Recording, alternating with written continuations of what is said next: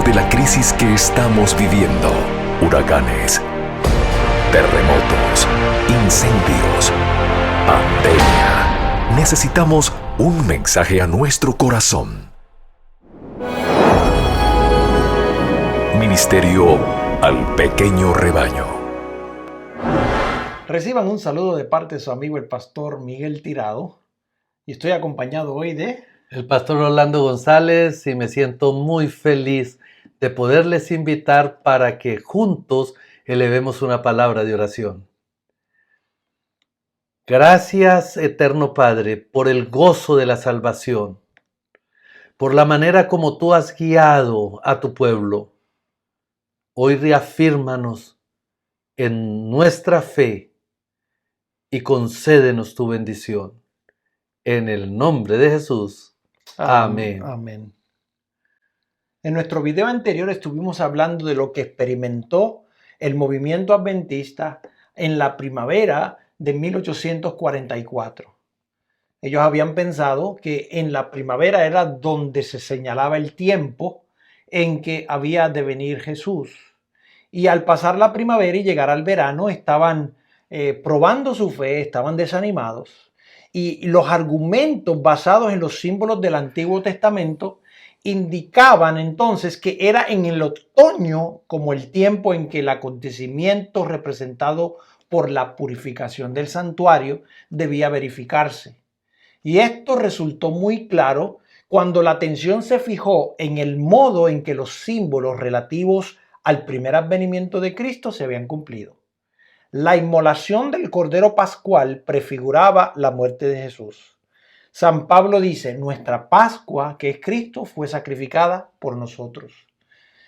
En 1 Corintios 5:7 dice, la gavilla de las primicias del trigo, que era costumbre mecer ante el Señor en tiempo de la Pascua, era figura típica de la resurrección de Cristo.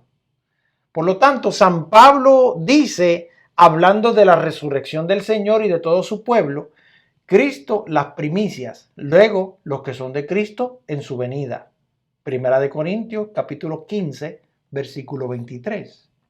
Así que como la gavilla de la ofrenda mecida, que era las primicias o los primeros granos maduros recogidos antes de la cosecha, así también Cristo es primicia de aquella inmortal cosecha de rescatados que en la resurrección futura serán recogidos en el granero de Dios. Estos símbolos se cumplieron no solo en cuanto al acontecimiento, sino también en cuanto al tiempo. El día 14 del primer mes de los judíos, el mismo día y el mismo mes en que 15 largos siglos antes el Cordero Pascual había sido inmolado, Cristo, después de haber comido la Pascua con sus discípulos, estableció la institución que había de conmemorar su propia muerte como Cordero de Dios que quita el pecado del mundo. En aquella misma noche fue aprehendido por manos impías para ser crucificado e inmolado. Y como el antitipo de la gavilla mecida, nuestro Señor fue resucitado de entre los muertos el tercer día, primicias de los que durmieron. ¿Cuál ejemplo de todos los justos que han de resucitar, cuyo vil cuerpo transformará y hará semejante a su cuerpo glorioso? Asimismo, los símbolos que se refieren al segundo advenimiento deben cumplirse en el tiempo indicado por el ritual simbólico. Bajo el régimen mosaico, la purificación del santuario, o sea, el gran día de la expiación, caía en el 10º día del 7º mes judío. Y eso está registrado en Levíticos capítulo 16, versículo 29 a 34. Cuando el sumo sacerdote, habiendo hecho expiación por todo Israel y habiendo quitado así sus pecados del santuario, salía a bendecir al pueblo. Así se creyó que Cristo, nuestro sumo sacerdote, aparecería para purificar la tierra por medio de la destrucción del pecado y de los pecadores, y para conceder la inmortalidad a su pueblo que le esperaba. El 10º día del 7º mes, el gran día de la expiación, el tiempo de la purificación del santuario, en el cual en el año 1844 caía el 22 de octubre. Y ese día fue considerado como el día de la venida del Señor. Esto estaba en consonancia con las pruebas ya presentadas de que los 2300 días terminarían en el otoño, y la conclusión parecía irrebatible. En la parábola de Mateo 25, el tiempo de espera y el cabeceo son seguidos de la venida del esposo. Así que esto estaba de acuerdo con los argumentos que se acababan de presentar y que se basaban tanto en las profecías como en los símbolos. Y para muchos extrañaban gran poder convincente de su verdad, y el clamor de medianoche fue proclamado por miles de creyentes. Como marea creciente, el movimiento se extendió por el país. Fue de ciudad en ciudad, de pueblo en pueblo, y hasta lugares remotos del campo, y consiguió despertar al pueblo de Dios que estaba esperando. El fanatismo desapareció ante esta proclamación como helada temprana ante el sol naciente. Los creyentes vieron desvanecerse sus dudas y perplejidades. La esperanza y el valor reanimaron sus corazones. La obra quedaba libre de las exageraciones propias de todo arrebato que no es dominado por la influencia de la palabra y del Espíritu de Dios. Este movimiento recordaba los periodos sucesivos de humillación y de conversión al Señor que entre los antiguos israelitas solían resultar de las reconvenciones dadas por los siervos de Dios. Llevaba el sello distintivo de la obra de Dios. En todas las edades había en el poco gozo extático, sino más bien un profundo escudriñamiento del corazón, profesión de los pecados y renunciación al mundo. El anhelo de los espíritus abrumados era prepararse para recibir al Señor. Había perseverancia en la oración y consagración a Dios sin reserva. Dijo Miller al describir esta obra: no hay gran manifestación de gozo. No parece sino que este fuera reservado para más adelante, para cuando el cielo y la tierra gocen juntos de dicha indecible y gloriosa. No se oye tampoco en ella grito de alegría, pues esto también está reservado para la aclamación que ha de oírse en el cielo. Los cantores callan, están esperando poderse unir a las huestes angélicas, al coro del cielo. No hay conflicto de sentimientos, todos son de un corazón y de una mente. Otra persona que tomó parte en el movimiento testifica lo siguiente: produjo en todas partes el más profundo escudriñamiento de corazón y humillación del alma ante el Dios del alto cielo. Ocasionó un gran desapego de las cosas de este mundo, hizo cesar las controversias y las animosidades, e impulsó a confesar los malos procederes y a humillarse ante Dios, a dirigirse súplicas sinceras y ardientes para obtener perdón. Causó humillación personal y postración del alma, cual nunca la habíamos presenciado hasta entonces. Como el Señor lo dispusiera por boca del profeta Joel, para cuando el día del Señor estuviese cerca, produjo un desgarramiento de los corazones y no de las vestiduras, y la conversión del Señor con ayuno, lágrimas y lamentos, como Dios lo dijera por conducta de Zacarías. Un espíritu de gracia y oración fue derramado sobre sus hijos. Miraron a aquel a quien habían traspasado. Allí había gran pesar en la tierra, y los que estaban esperando al Señor afligían sus almas ante él.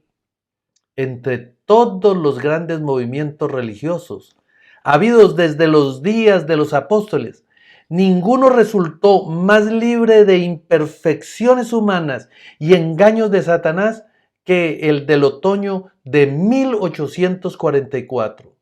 Ahora mismo, después del transcurso de muchos años, todos los que tomaron parte de aquel movimiento y han permanecido firmes en la verdad, sienten aún la santa influencia de tan bendita obra y dan testimonio de que ella era de Dios. Al clamor, he aquí viene el esposo, salir a recibirle, los que esperaban se levantaron y aderezaron sus lámparas. Estudiaron la palabra de Dios con una intensidad e interés antes desconocidos. Fueron enviados ángeles del cielo para despertar a los que se habían desanimado y para prepararlos a recibir el mensaje. La obra no descansaba en la sabiduría y en los conocimientos humanos, sino en el poder de Dios. No fueron los de mayor talento, sino los más humildes y piadosos, los que oyeron y obedecieron primero al llamamiento. Los campesinos abandonaron sus cosechas en el campo. Los artesanos dejaban sus herramientas y con lágrimas y gozo iban a pregonar el aviso. Los que anteriormente habían encabezado la causa fueron los últimos en unirse a este movimiento. Las iglesias en general cerraron sus puertas a este mensaje y muchos de los que aceptaron se separaron de sus congregaciones. En la providencia de Dios, esta proclamación se unió con el segundo mensaje angelical y le dio poder a la obra. El mensaje, he aquí que viene el esposo, no era tanto un asunto de argumentos, sino más bien la prueba de las escrituras. Era clara y terminante. Iba acompañado de un poder que movía e impulsaba el alma. No habían dudas ni discusiones. Con motivo de la entrada triunfal de Cristo en Jerusalén, el pueblo que se había reunido de todas partes del país para celebrar la fiesta fue en tropel al Monte de los Olivos y al unirse con la multitud que acompañaba a Jesús, se dejó arrebatar por la inspiración del momento y contribuyó a dar mayores proporciones a la aclamación. Bendito el que viene en el nombre del Señor. Del mismo modo, los incrédulos que se agolpaban en las reuniones adventistas, unos por curiosidad, otros tan solo para ridiculizarlas, sentían el poder convincente que acompañaba el mensaje. He aquí que viene el esposo. En aquel entonces había una fe que atraía respuestas del cielo a las oraciones, una fe que se atenía a la recompensa. Como los aguaceros que caen en la tierra sedienta, el Espíritu de gracia descendió sobre los que le buscaban con sinceridad. Los que esperaban verse pronto cara a cara con su Redentor, sintieron una solemnidad y un gozo indecible. El poder suavizador y subyugador del Espíritu Santo cambiaba los corazones, pues sus bendiciones eran dispensadas abundantemente sobre los fieles creyentes. Los que recibieron el mensaje llegaron cuidadosa y solemnemente al tiempo en que esperaban encontrarse con su Señor. Cada mañana sentían que su primer deber consistía en asegurar su aceptación para con Dios. Sus corazones estaban estrechamente unidos y oraban mucho unos con otros y unos por otros. A menudo se reunían en sitios apartados para ponerse en comunión con Dios y oíanse voces de intercesión que desde los campos y las arboledas ascendían al cielo. La seguridad de que el Señor les daba su aprobación era para ellos más necesaria que su alimento diario. Y si alguna nube obscurecía sus espíritus, no descansaban hasta que se hubiera desvanecido. Como sentían el testimonio de la gracia que les perdonaba, anhelaban contemplar a quien amaban sus almas. Pero un desengaño más les estaba reservado. El tiempo de espera pasó y su Salvador no apareció. Con confianza inquebrantable, habían esperado su venida y ahora sentían lo que María, cuando al ir al sepulcro del Salvador y encontrándolo vacío, exclamó llorando: «Se han llevado a mi Señor y no sé dónde lo han puesto». Un sentimiento de pavor, el temor de que el mensaje fuese verdad, había servido durante algún tiempo para refrenar al mundo incrédulo. Cumplido el plazo, ese sentimiento no desapareció del todo. Al principio, no se atrevieron a celebrar su triunfo sobre los que habían quedado chasqueados, pero como no se vieran señalados de la ira de Dios, se olvidaron de sus temores y nuevamente profirieron insultos y burlas. Un número notable de los que habían profesado creer en la próxima venida del Señor abandonaron su fe. Algunos que habían tenido mucha confianza quedaron tan hondamente heridos en su orgullo que hubiesen querido huir del mundo. Como Jonás, se quejaban de Dios y habían preferido la muerte a la vida. Los que habían fundado su fe en opiniones ajenas y no en la palabra de Dios, estaban listos para cambiar otra vez de parecer. Los burladores atrajeron a sus filas a los débiles y cobardes, y todos estos convinieron en declarar que ya no podía haber temor ni expectación. El tiempo había pasado, el Señor no había venido, y el mundo podía subsistir como antes miles de años. Los creyentes fervientes y sinceros lo habían abandonado todo por Cristo y habían gozado de su presencia como nunca antes. Creían haber dado su último aviso al mundo y, esperando ser recibidos pronto en la sociedad de su divino Maestro y de los ángeles celestiales, se habían separado de su mayor parte de lo que no habían recibido el mensaje. Habían orado con gran fervor: «Ven, Señor Jesús, ven presto». Pero no vino. Reasumir entonces la pesada carga de los cuidados y las perplejidades de la vida y soportar las afrentas y los escarnios del mundo constituía una dura prueba para su fe y su paciencia. Con todo, este contratiempo era tan grande como el que experimentaban los discípulos cuando el primer advenimiento de Cristo. Cuando Jesús entró triunfalmente en Jerusalén, sus discípulos creían que estaban a punto de subir al trono de David y de libertar a Israel de sus opresores. Llenos de esperanza y de gozo, anticipando, rivalizaban unos con otros en tributar honor a su rey. Muchos tendían sus ropas como alfombra en su camino y esparcían ante él palmas frondosas. En su gozo y entusiasmo, unían sus voces a alegre aclamación: «Hosana el Hijo de David». Cuando los fariseos, incomodados y airados por esta explosión de regocijo, expresaron el deseo de que Jesús censurara a sus discípulos, él contestó: «Si estos callasen, las piedras proclamarán». Las profecías deben cumplirse. Los discípulos estaban cumpliendo el propósito de Dios. Sin embargo, un duro contratiempo les estaba reservado. Pocos días pasaron antes de que fueran testigos de la muerte atroz del Salvador y de su sepultura.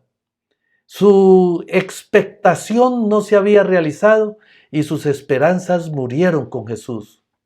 Fue tan solo cuando su Salvador hubo salido triunfante del sepulcro, cuando pudieron darse cuenta de que todo había sido predicho por la profecía y de que era necesario que el Mesías padeciese y resucitase dentro de los muertos. 500 años antes, el Señor había declarado por boca del profeta Zacarías: regocíjate en gran manera, oh hija de Sión. Rompen aclamaciones, oh hija de Jerusalén. He aquí que viene a ti tu rey, justo, victorioso, humilde y cabalgando sobre un asno, es decir, sobre un pollino, hijo de asna. Zacarías capítulo 9, versículo 9. Si los discípulos se hubiesen dado cuenta de que Cristo iba al encuentro del juicio y de la muerte, no habían podido cumplir esta profecía. Del mismo modo, Miller y sus compañeros cumplieron la profecía y proclamaron un mensaje que la inspiración había predicho que iba a ser dado al mundo, pero que ellos no hubieran podido dar si hubieran entendido por completo las profecías que indicaban su contratiempo y que presentaban otro mensaje que debía ser predicado a todas las naciones antes de la venida del Señor. Los mensajes del primero y del segundo ángel fueron proclamados en su debido tiempo y cumplieron la obra que Dios se había propuesto cumplir por medio de ellos. El mundo había estado observando y creía que todo el sistema adventista sería abandonado en caso de que pasase el tiempo sin que Cristo viniese. Pero aunque muchos, al ser muy tentados, abandonaron su fe, hubo algunos que permanecieron firmes. Los frutos del movimiento adventista, el espíritu de humildad, el examen del corazón, la renunciación al mundo y la reforma de la vida que había acompañado la obra, probaban de que ésta era de Dios. No se atrevían a negar que el poder del Espíritu Santo hubiese acompañado la predicación del segundo advenimiento y no podían descubrir error alguno en el cómputo de los periodos proféticos. Los más hábiles de sus adversarios no habían logrado echar por tierra su sistema de interpretación profética. Sin pruebas bíblicas, no podían consentir en abandonar posiciones que habían sido alcanzadas merced a la oración y a un estudio formal de las Sagradas Escrituras. Por inteligencias alumbradas por el Espíritu de Dios y por corazones en los cuales ardía el poder vivificante de éste, pues eran posiciones que habían resistido a las críticas más agudas y a la oposición más violenta por parte de los maestros religiosos del pueblo y de los sabios mundanos, y que habían permanecido firmes ante las fuerzas combinadas del saber y de la elocuencia y las afrentas y ultrajes tanto de los hombres de la reputación como de las más viles. Verdad es que no se produjo el acontecimiento esperado, pero ni aun eso los pudo conmover de su fe en la palabra de Dios. Cuando Jonás proclamó el mensaje en las calles de Nínive, que en el plazo de 40 días la ciudad sería destruida, el Señor aceptó la humillación de los ninivitas y prolongó su tiempo de gracia. No obstante, el mensaje de Jonás fue enviado por Dios y Nínive fue probada por la voluntad divina. Los adventistas creyeron que Dios les había inspirado de igual modo para proclamar el aviso del juicio.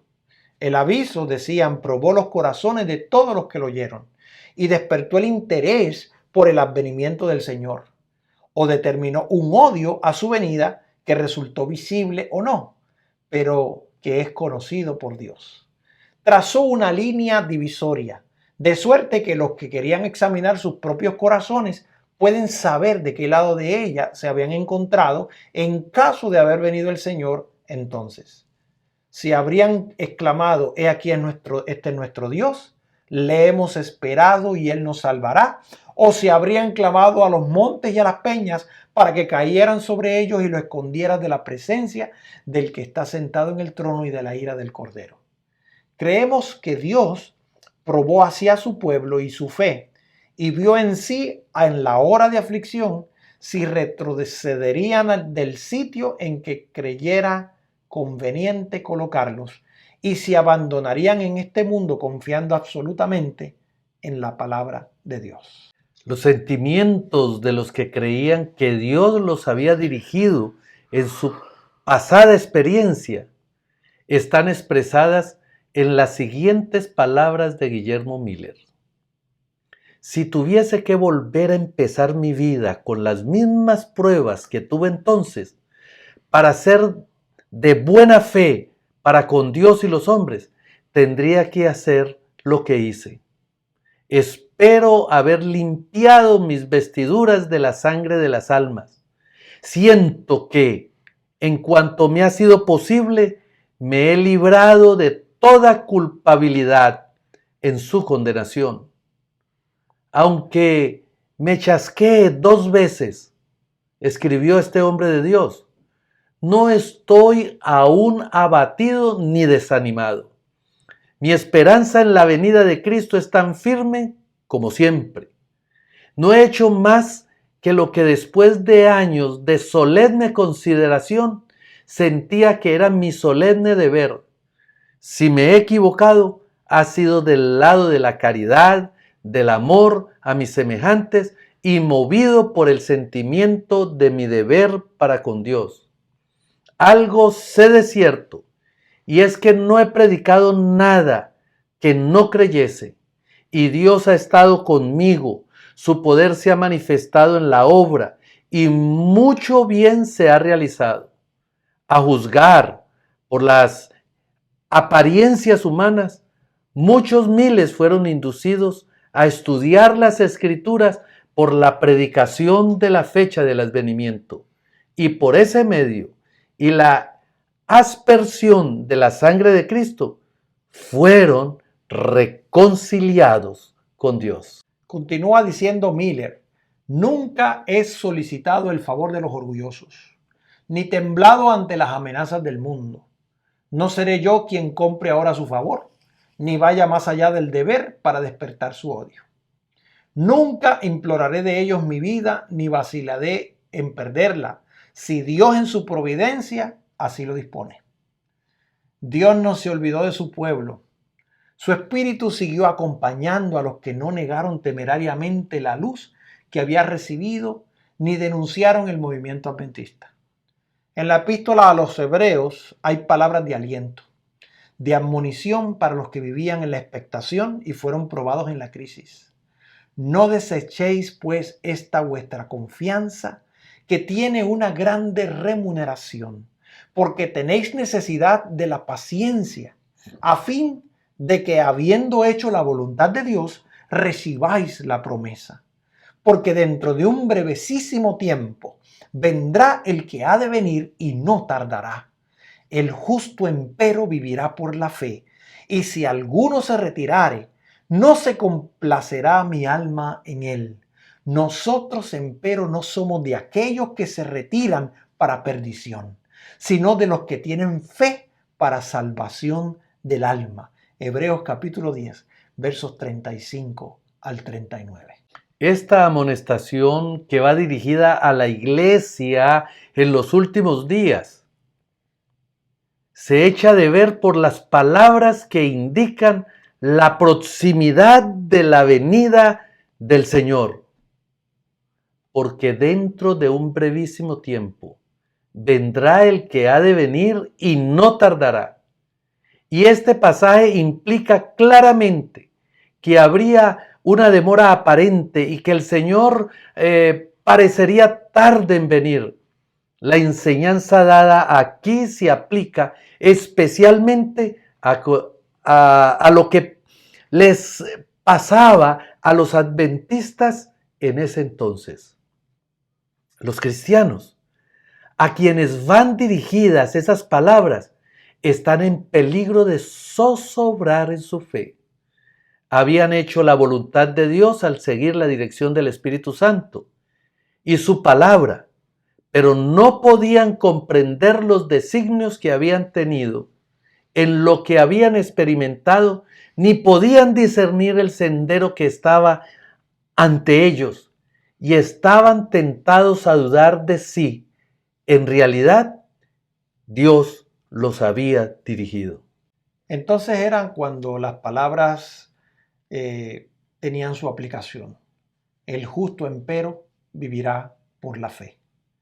Mientras la luz brillante del clamor de medianoche había alumbrado su sendero y habían visto abrirse el sello de las promesas, el sello de las profecías y cumplirse con presteza las señales que anunciaban la proximidad de la venida de Cristo, habían andado en cierto sentido por la vista, pero ahora, abatidos por esperanzas defraudadas, solo podían sostenerse por la fe en Dios y en su palabra.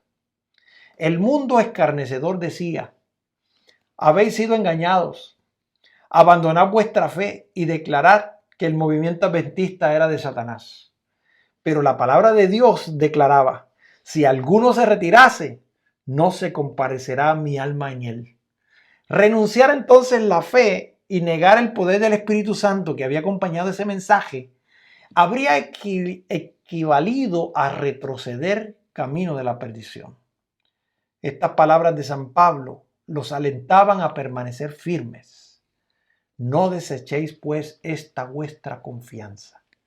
Tenéis necesidad de la paciencia, porque dentro de un brevesísimo tiempo vendrá el que ha de venir y no tardará. El único proceder seguro para ellos consistía en apreciar la luz que ya habían recibido de Dios, atenerse firmemente a sus promesas, seguir escudriñando las sagradas escrituras, esperando con paciencia y velando para recibir mayor luz. Amigo que me escuchas, lo que sucedió en 1844 claramente estaba definido en la palabra de Dios. Y el pueblo necesitaba esa experiencia para poder definir su relación con Dios, que no fuera una relación que fuera una relación desinteresada, no una relación orgullosa, o no una relación a beneficio personal, como muchos hoy día que se hacen llamar cristianos solo para tener el beneficio del cristianismo, pero en su realidad están muy lejos de representar a Cristo. Y yo te invito a que, escudriñando las Escrituras y teniendo una relación especial con Jesús, podamos representar a Jesús en este mundo con fe, con confianza, con valor, sabiendo que Él viene pronto. Su venida ahora está mucho más cerca de lo que estuvo entonces en 1844. Y hoy las señales de su venida son más marcadas que entonces. Por lo tanto, amigo que me escucha, preparémonos para encontrarnos con nuestro Dios. Digámosle al mundo: aquí viene el esposo, salid a recibirle. Y seamos aquellos que proclamemos ese mensaje de misericordia al mundo entero. Por lo tanto, te invito a inclinar el rostro para orar y que sea nuestro Dios el que tenga nuestra vida en sus manos. Amoroso Padre, en cuya presencia estoy, Señor, sabemos que nuestra vida y nuestro nombre está escrito en la palma de tus manos y que tú nos conoces y tienes hasta aún contado nuestros cabellos. Permítenos, oh Dios, reconocer nuestra necesidad de ti.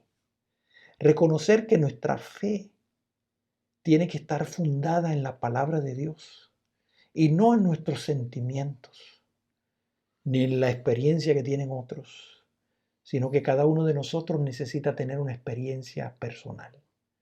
Permítenos, oh Dios, sentirla, permítenos vivirla y permítenos proclamarla. Pedimos todo esto en el nombre de Jesús. Amén. Amén. Esto ha sido un mensaje al pequeño rebaño. Bendiciones.